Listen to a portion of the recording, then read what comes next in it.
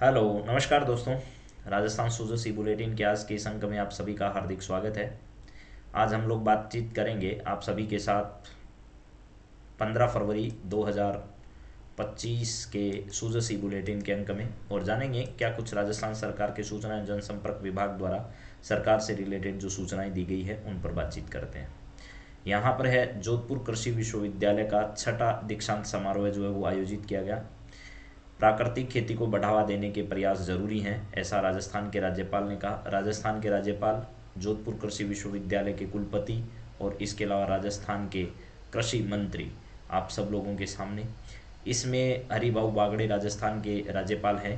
प्राकृतिक खेती को प्रोत्साहन दिए जाने की आवश्यकता प्रतिपादित करते हुए नई शिक्षा नीति के तहत प्राकृतिक खेती से जुड़ा पाठ्यक्रम जो उन्हें लागू किया जाए। शिक्षा के तहत भी प्राकृतिक खेती के प्रोत्साहन के लिए प्रचार प्रसार किया जाए।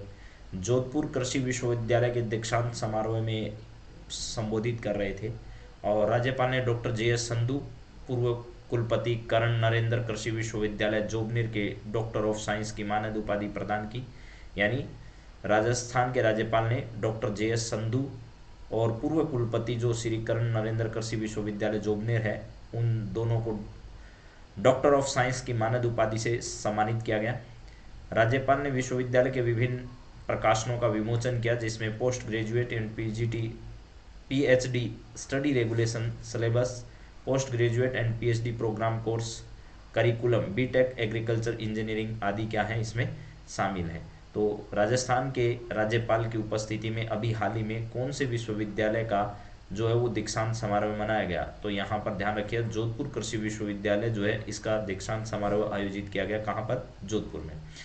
इसके अलावा मैं बहुत दिनों से किसान रजिस्ट्रीकरण या फार्मर रजिस्ट्री जो की जा रही है, फार्मर आईडी जो बनाई जा रही है उसके बारे में बातचीत हम लोग कर रहे थे। किसानों को मिलेगी राहत।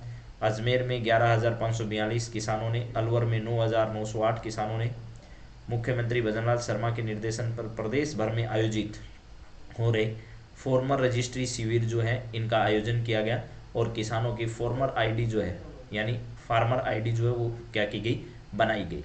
इसके अलावा चूरू जिले में भी राजस्थान के कई किसानों का बनाया गया, 12 जिले में भी ऐसा किया गया। इसके बाद किसान रजिस्ट्री शिविर राजस्थान में जो है वो 5 फरवरी से 31 मार्च 2025 तक आयोजित हो रहे हैं। किसान अपना रजिस्ट्री कार्ड बनाएं, योजनाओं को त्वरित लाभ पाएं, ऐसा सरकार का कहना है। 5 फरवरी से 31 मार्च 2025 तक इन शिविरों का आयोजन किया जा रहा है और प्रत्येक ग्राम पंचायत मुख्यालय पर 3 दिवसीय ये शिविर जो है वो आयोजित हो रहा है। सुबह 9:30 बजे से शाम 5:30 बजे तक ये शिविर होंगे और इसके अलावा भी आप लोग इस किसान रजिस्ट्री में भू अभिलेख स्वतः अपडेट हो जाएंगे, ऐसा कहना है सरकार का। मुख्यमंत्री अनुप्रीति कोचिंग योजना के बारे में मैं पहले ही आपको बता चुका हूँ। सरकार ने अभी इसके आवेदन की तिथि 23 फरवरी तक बढ़ा दी है। ये राजस्थान सरकार का सूचना एवं यानी मुख्यमंत्री अनुप्रीति कोचिंग योजना अब हो गई है, पहले सिर्फ अनुप्रीति कोचिंग योजना थी और 23 फरवरी तक इसके आवेदन की तिथि जो वो सरकार ने बढ़ा दी है और पहले 15 फरवरी निर्धारित की गई थी, अब लेकिन 23 फरवरी कर दी गई है। सामाजिक न्याय व अधिकारिता विभाग जो है इसको कंडक्ट करा रहा है और इस विभाग के मंत्री जो हैं वो अविनाश गहलोत हैं। तो सरकार का उद्देश्य ज़्यादा से ज़्यादा छात्रों को इस योजना के तहत लाभान्वित करना है, जिसके माध्यम से बार बार इसकी क्या की जा रही है, तिथियां बढ़ाई जा रही है। अलवर मिनी सचिवालय में वात्सल्य केंद्र जो है वो खोला गया है। मिनी सचिवालय कहाँ पर? अलवर में। अलवर कलेक्टर जो है वो डॉक्टर आरतिका शुक्ला, इन्होंने शुक्रवार को जिला प्रशासन की अभिनव पहल पर महिलाओं एवं बच्चों के लिए मिनी सचिवालय के प्रथम तल पर तैयार कराए गए वात्सल्य केंद्र का फीता काटकर शुभारंभ किया। तो आपसे पूछा जा सकता है अभी हाल ही में राजस्थान में ऐसा कौन सा जिला है जहां के मिनी सचिवालय के अंदर वात्सल्य केंद्र का शुभारंभ किया गया, तो अलवर जिला है, जहां बड़ी संख्या में महिला कर्मी पद स्थापित हैं। साथ ही जिले भर से बड़ी संख्या में प्रतिदिन महिला परिवादी यहां पर आते हैं और उनके बच्चों के लिए सुरक्षित चाइल्ड फ्रेंडली कक्ष यानी वात्सल्य केंद्र के रूप में तैयार कराया गया है, जिसमें महिला कर्मी व महिला परिवादी अपने बच्चों को इस कक्ष में छोड़ सकती है। यहाँ चाइल्ड फ्रेंडली आकर्षण पेंटिंग की गई है, साथ ही बच्चों के लिए खिलौने हैं, बैठने के लिए चाइल्ड फ्रेंडली फर्नीचर है, अच्छी क्वालिटी के मैट के साथ पेयजल की सुविधा भी उपलब्ध है। 2 महिला गार्ड भी यहाँ पर तैनात किए गए। तो ये वात्सल्य केंद्र कहाँ पर खोला गया? अभी हाल ही में अलवर जिले में खोला गया। जैसा कि आप यहाँ देख पा रहे हैं, आपसे पूछा जाएगा अभी हाल ही में जो है वो वात्सल्य केंद्र राजस्थान में कहाँ पर खोला गया है या कौन से जिले के अंदर जो है वो मिनी सचिवालय में वात्सल्य केंद्र का शुभारंभ किया गया, तो वो आपको बताना है। राजस्थान का ऐसा जिला जो है वो अलवर है और अलवर जिले के जिला कलेक्टर जो है डॉक्टर आरतिका शुक्ला ने ऐसा किया है। चलिए अब बात करते हैं बजट से संबंधित अभिभाषण पर क्या कहना है। युवाओं को 5 वर्षों में 4 लाख सरकारी नौकरियां जो है वो दी जाएगी, ऐसा राजस्थान के मुख्यमंत्री का कहना है। राजस्थान के मुख्यमंत्री जो हैं वो भजनलाल शर्मा हैं, उन्होंने राज्यपाल के अभिभाषण पर बहस पर जवाब देते हुए कहा कि 5 वर्षों में 4 लाख सरकारी नौकरियां देने की घोषणा हमने की है।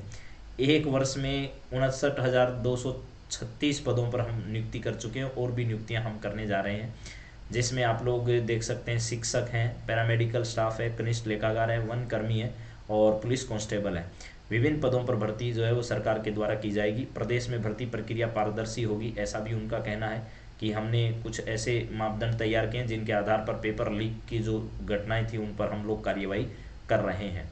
अब हम लोग बात करते हैं जालोर महोत्सव का। आपको पता है राजस्थान मेले त्योहारों का प्रदेश है और यहाँ हर आए दिन कहीं ना कहीं मेले या महोत्सव का आयोजन किया जाता है, चाहे शेखावाटी महोत्सव हो, चाहे आपका मरु महोत्सव हो, चाहे थार महोत्सव हो, चाहे सांबर महोत्सव हो, समय समय पर इनका आयोजन किया जाता है। अभी आपको पता होगा डूंगरपुर के नवाटापुरा में भी जो है वो बेणेश्वर मेले का आयोजन किया गया। तो ये प्रशासन कौन सा है, पर्यटन विभाग है जिसके द्वारा ये आयोजित किया जाता है।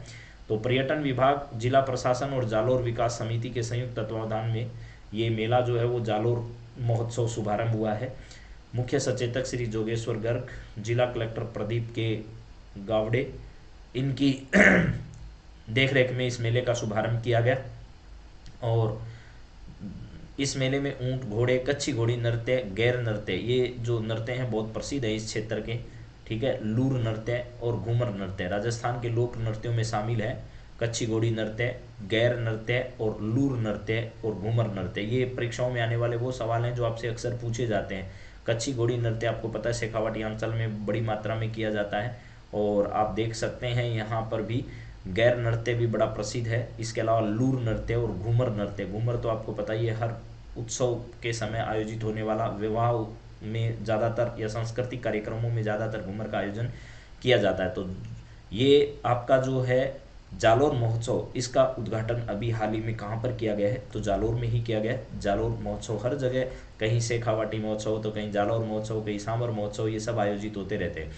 तो एक बार फिर मैं रिपीट कर देता हूँ सारी बातें जो इस क्लास से रिलेटेड है। जालोर महोत्सव का आयोजन जो है वो अभी हाल ही में जालोर में शुरू किया गया है।